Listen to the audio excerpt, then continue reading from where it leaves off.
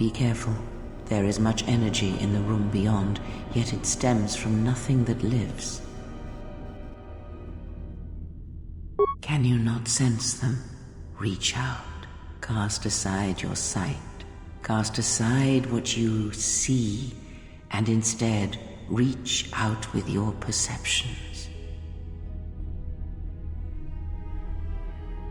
Ah, you can feel them. The droids you cannot perceive, but the small oscillations of energy, that you can feel, echoing outwards.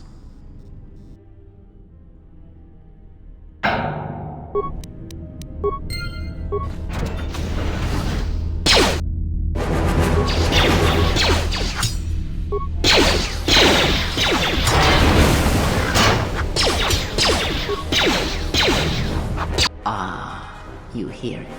It is faint, but it is there.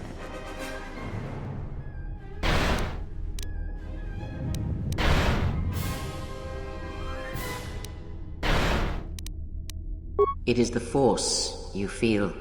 It has not been so long as for you to forget.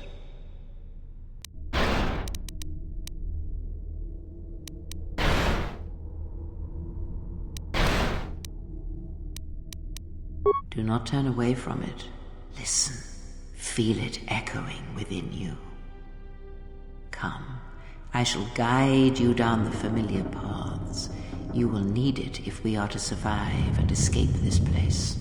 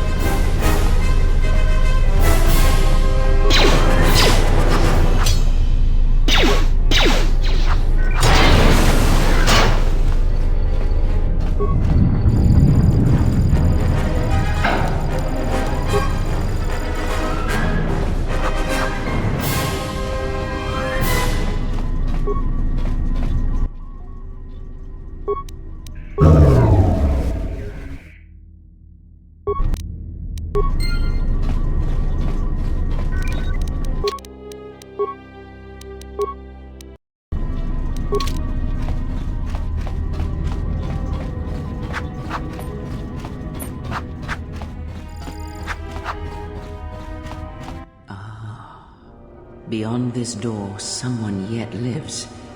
Be mindful. His thoughts are difficult to read. But you have nothing to fear from this one, and he might yet prove useful.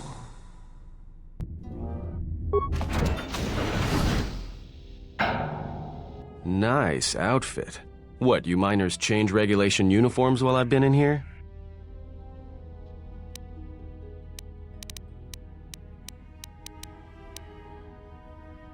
You mean before or after that Jedi showed up?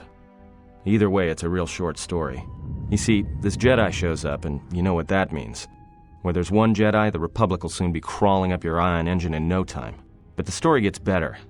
See, some of the miners get it into their ferrocrete skulls that since the Jedi's unconscious, they can collect the bounty the exchange has posted for live Jedi. Well, what passes for the law here didn't like that idea. So the two groups started fighting. Then there was some big explosion. I was sitting here for a long time. Then you showed up in your underwear and things got a lot better. Don't know much about it. Maybe the exchange wants one as a trophy, or somebody's got something against Jedi and is looking to collect. Not many Jedi left. Wouldn't surprise me if the bounty's pretty high. The ones that weren't killed in the Jedi Civil War ended up switching off the lightsabers long ago. Word is there's not even a Jedi Council anymore, but who knows?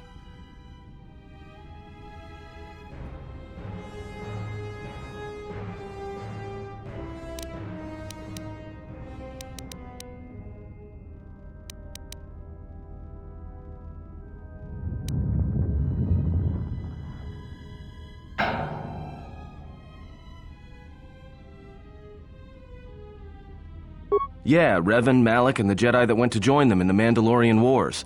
They turned against the other Jedi and had a scrap that almost laid waste to the galaxy. Where have you been?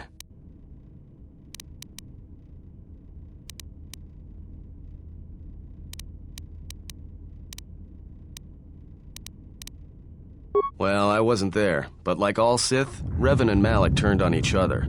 After they turned on the Jedi, of course.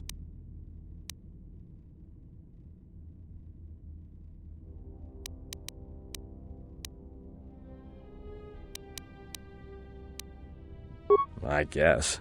There's rumors all over space about it. All I heard was Revan returned to pay Malak back for trying to kill her in the first place. You know women. Maybe you're right. Maybe I just hoped Revan was a woman.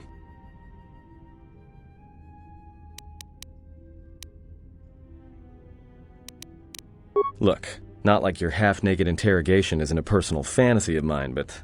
Hey, wait a minute. You're that Jedi the miners were talking about. Where is everybody? Well, the miners can't all be gone. But if they are... Look, hey, let me out and I can help you. I can. I've gotten out of trouble countless times. This facility isn't a military installation, which means we may have a chance. You shut down this cell security field and I can reroute the emergency system so we can get to the hangars. We grab a ship and then we fly out of here.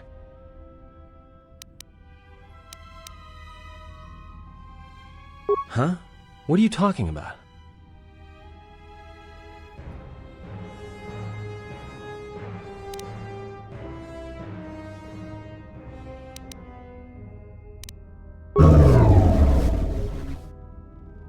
Great.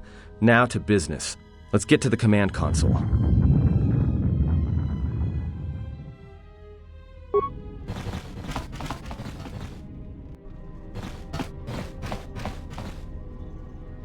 Alright, here we are. Now this console is set on automatic hail. You may have heard it when you came in.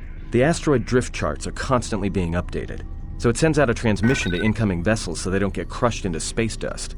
The hail warns them to keep their distance until orbital drift charts are transmitted, and then provides docking instructions to incoming ships, usually freighters.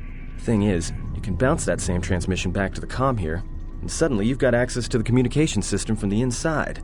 Pure Pazak. The console's ours. Now, all we need to do is reactivate the turbo lifts, cancel the emergency lockdown. Hey!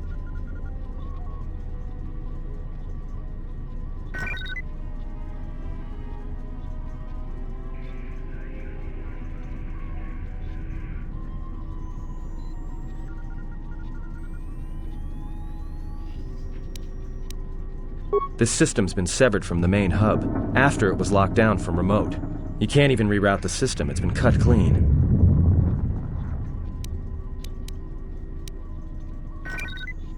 No. Someone tried to lock down this whole level tight, and leave us here. Trapped.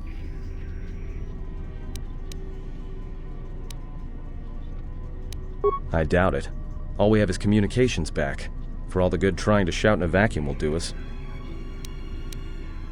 We could try, but if the miners were trying to trap you up here and probably kill you, why not call them and chat? I don't think a friendly call is going to wake them up.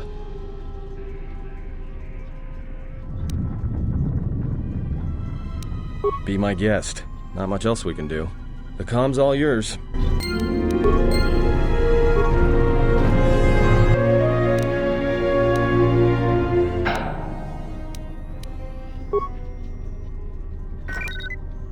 Tracked the freighter in. Was lucky it wasn't destroyed when it drifted into the asteroid field. Not much on board.